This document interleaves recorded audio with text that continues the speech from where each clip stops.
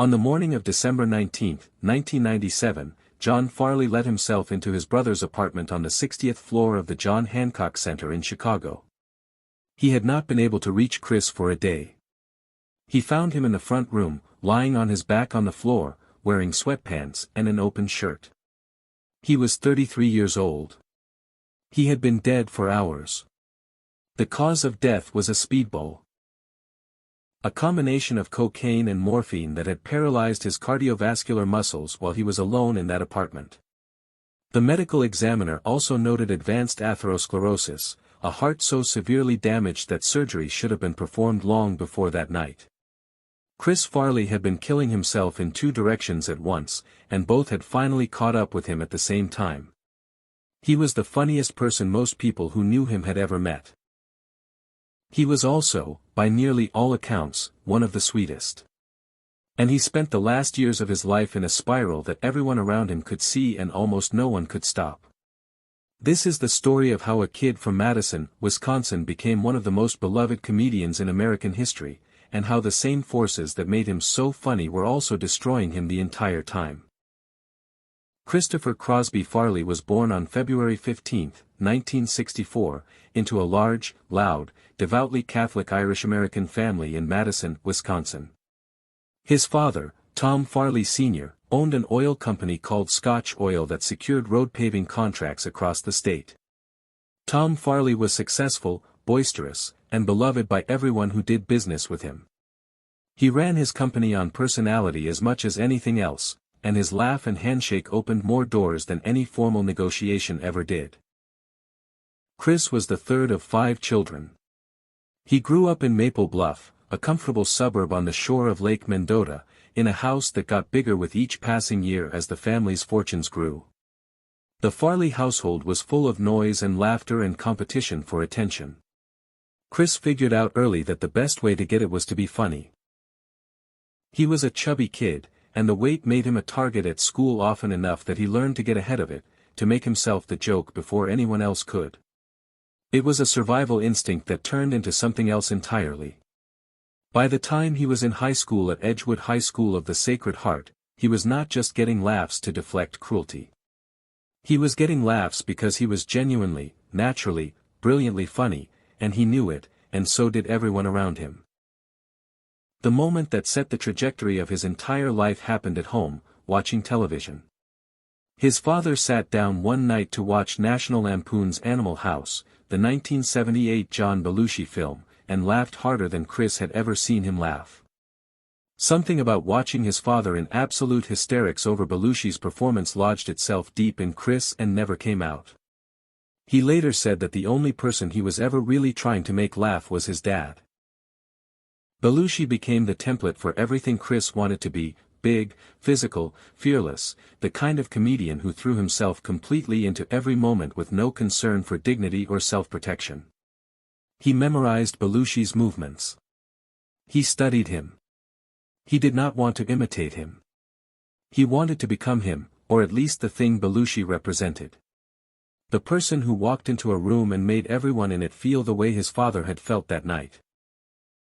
He spent summers as a camper and later a counselor at Red Arrow Camp near Minocqua, Wisconsin, where his natural gift for performance found an audience that rewarded it constantly. He played football in high school and discovered that physicality, throwing his body around with no regard for the consequences, came naturally to him and got people's attention in a way that almost nothing else did. He went to Marquette University in Milwaukee in 1982, where he picked up rugby and discovered that the camaraderie of a team, the shared suffering and shared celebration, suited him in a way that ordinary social life never quite had. He was not an academic success at Marquette.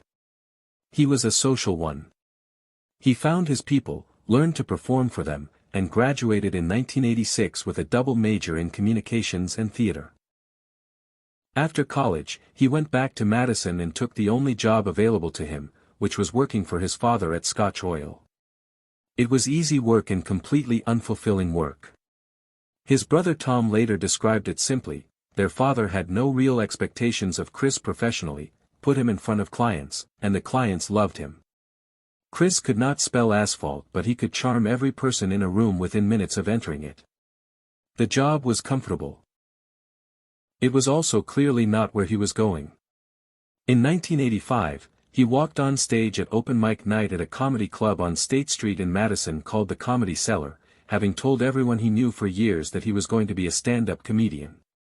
The set did not go well. He was nervous and underprepared, and the audience did not respond the way he had imagined. He walked off stage and the experience stung badly enough that it took time before he tried again. But he did try again. He began performing at the Arc Improv Theater in Madison, where improvisational comedy turned out to suit him far better than stand-up. He did not need a prepared set. He needed a scene to inhabit and a partner to play against. The moment those conditions were in place, something happened that people in the room found very hard to explain afterward. He was just different from other performers. The commitment was total. The physicality was extreme. The willingness to humiliate himself completely in service of the bit was absolute. In 1987 he moved to Chicago, the city where John Belushi had gotten his start, and began working his way toward the same stage. He auditioned for Second City and was initially turned away. He spent time at Improv Olympic, sharpening his skills under Del Close, the legendary improv instructor who had also mentored Belushi. He auditioned for Second City again and got in. He started on the touring company, working smaller rooms across the country, building his craft night after night, and was eventually promoted to the main stage in 1989. He was on the same stage Belushi had stood on. On that same stage, he began to develop the characters and the physical language that would define his career. He was following the exact path his idol had walked, and he was following it with enough raw talent that the comparison did not feel like imitation. It felt like inevitability. Lorne Michaels, the producer of Saturday Night Live, saw him perform at Second City and offered him a spot on the cast. In the spring of 1990, Farley was announced as one of 2 new cast members, alongside Chris Rock. Just before he left for New York, a journalist came to his parents' house in Maple Bluff to interview him for a profile and found him quiet, almost shy, staring out at Lake Mendota. When the journalist asked if he was nervous about the jump to SNL, Farley said he was shaking in his boots. He was 26 years old, and everything he had wanted since watching his father laugh at John Belushi was about to happen. He became a star almost immediately. His first season made clear that something had arrived on that stage that the show had not seen in a long time. He was enormous in every sense, a big man who moved with shocking physical dexterity, who could crash through a coffee table and make it look like choreography, who could scream himself red-faced and then pivot to something so quietly vulnerable that the audience did not know whether to laugh or feel something else. He threw himself into every sketch with a recklessness that made the people watching him slightly nervous and completely unable to look away. He was not acting scared or embarrassed or frantic. He was those things, fully and completely, in every moment, and audiences felt it in a way that was different from watching someone perform. It felt like watching something true. The characters accumulated. There was Todd O'Connor, the obsessive Chicago sports fan who worshipped Mike Ditka and screamed about the Bears with a fervor that bordered on religious experience. There was Bennett Brower, the Weekend Update commentator who used elaborate air quotes to deny personal qualities he was describing in vivid detail. There was the lunch lady, lurching through Adam Sandler's song with terrifying dedication. There was the Gap girl, hanging out at the mall with a bored intensity that somehow became funnier the longer it went on. And then there was Matt Foley. Matt Foley was a thrice-divorced, middle-aged motivational speaker in an ill-fitting plaid sports jacket who had been hired to scare teenagers away from drugs and bad decisions. He would burst into the scene at maximum volume, deliver increasingly unhinged warnings about the consequences of poor choices, and inevitably end up crashing into the furniture. His signature line, delivered at the absolute top of his lungs, was that he lived in a van down by the river. The character had been developed with Bob Odenkirk at Second City.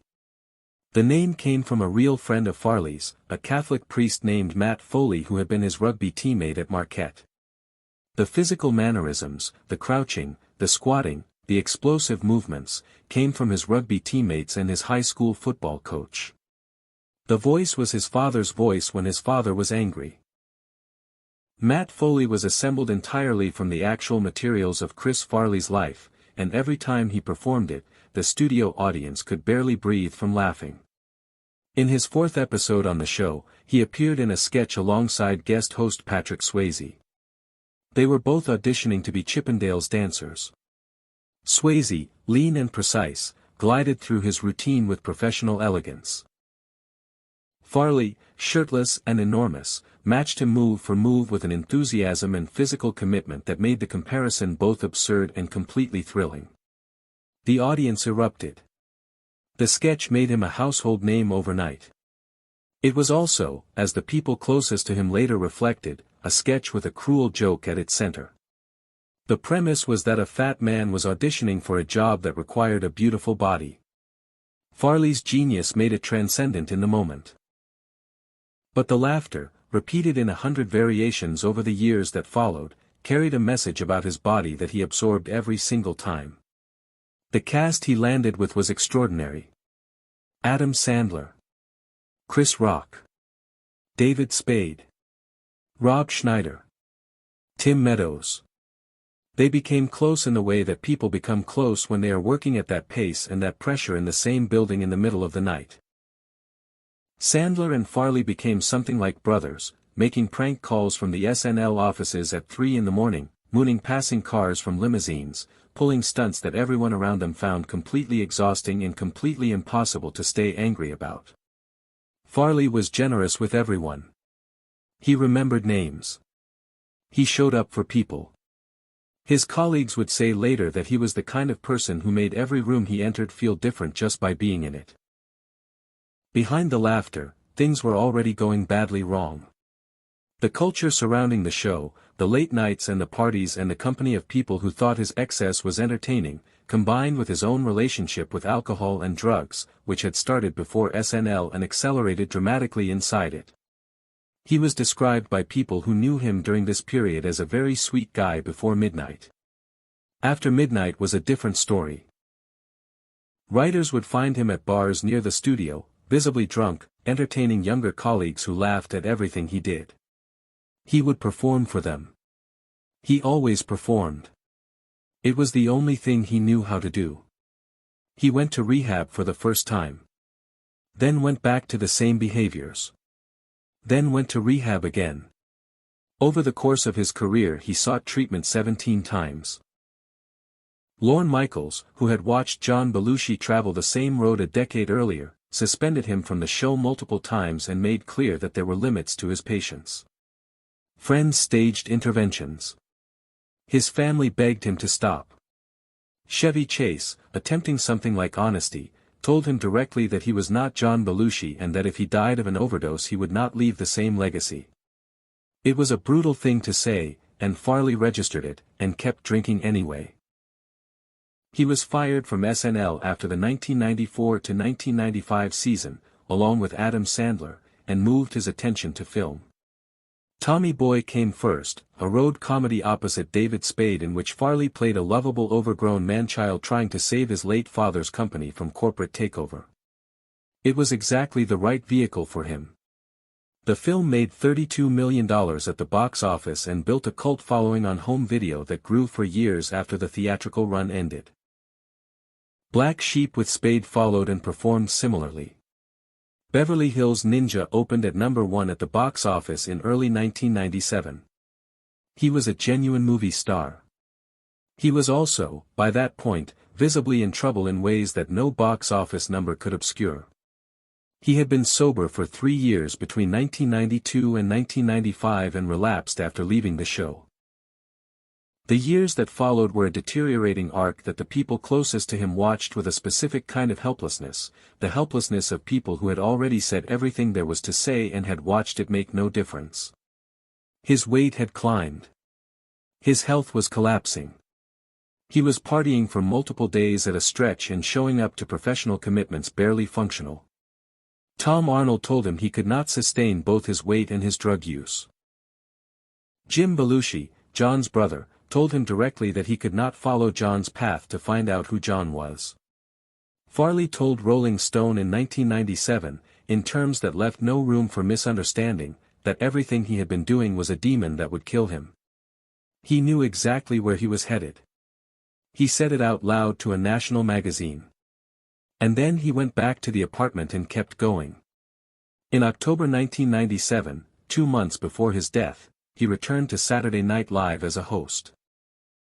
The cast who had loved him, the writers who had worked with him, watched him on that stage and saw immediately that something had broken. The physicality that had always been so extreme and so precise was labored now. He was breathing hard, doing things that had once been effortless. He got through the show. He left the building. On December 14th, he began a 4-day binge. Clubs, drugs, alcohol, the early morning hours, brief periods of sleep, and then starting again. On the morning of December 18th, after a night that ended alone in his apartment 60 floors above Chicago, he died. John found him the next morning. He was 33 years old. John Belushi had been 33 years old. The cause of death was the same drug combination that had killed Belushi 15 years earlier. Chris Farley had followed his hero every step of the way. He had stood on the same stage, appeared on the same show, made the same country laugh in the same enormous and physical and completely committed way. And in the end, he had followed him into the same death, at the same age, in the same manner. The funeral was held 5 days later in Madison. More than 500 people came. Dan Aykroyd and Adam Sandler and Chris Rock and Phil Hartman and Norm Macdonald were there. David Spade, his closest friend on earth, was not. He said years later that he simply could not do it. That walking into that room would have broken something in him that he was not sure he could put back together. Father Matt Foley, the real one, the Catholic priest whose name Chris had borrowed for the character that made him famous, spoke at the memorial. He said that Chris had died alone on a linoleum floor. That it was not what anyone had wanted for him, and not what he had wanted for himself. That is the thing that sits at the center of this story and will not move. Chris Farley knew what was happening to him. He said so plainly, to his friends, to his family, to a journalist from Rolling Stone, to anyone who would listen. He was not in denial. He was in the grip of something that knowing about does not protect you from. He went to treatment 17 times because 17 times he wanted to stop and could not make it last. The wanting was real. The wanting was not enough. What was also real, and what lasts, is what he gave. Not the tragedy. Not the addiction. Not the cautionary tale that gets attached to his name whenever someone wants to make a point about the price of fame. What lasts is a kid from Madison who wanted more than anything to make his father laugh the way John Belushi made him laugh, and who spent his entire life doing exactly that for anyone who would watch. The crash through the table. The van down by the river. The way he would go absolutely still for just a second before the chaos, and in that second you could see something completely unguarded in his face, something that was not performance at all. That was the real thing. That was who he was. Some people are so alive that the world cannot quite figure out what to do with them. Chris Farley was one of those people, and we lost him before anyone figured it out. This has been Broadcast History.